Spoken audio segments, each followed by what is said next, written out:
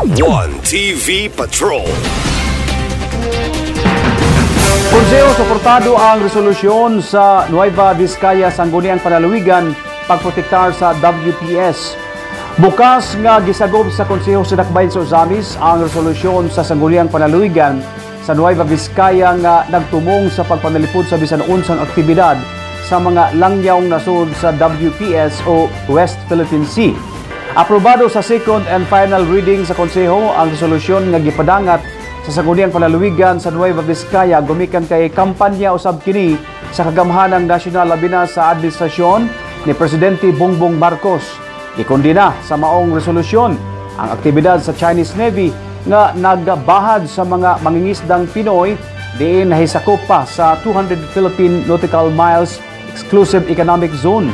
Gawas nga nabalda ang katungod o panginabuhi sa mga mangingisdang Pilipinon hulga usab sa marine life sa West Philippine Sea lumikan sa mga aktibidad nini nga nakaguba sa coral reef. Which is being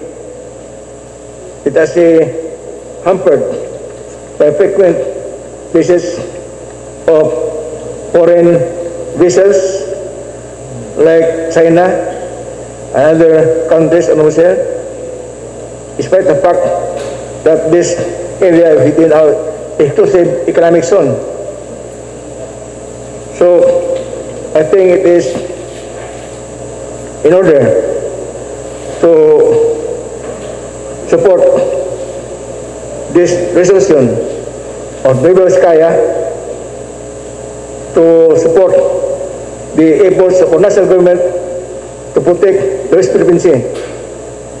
And this connection, Honorable Chair, I move on joint motion to adopt and concur resolution number 2023-4794 for Secretary of Legal of Nueva Vizcaya, resolution which supports the Philippine government efforts in protecting the West Philippine Sea for approval on the first reading with distributions on the ocean.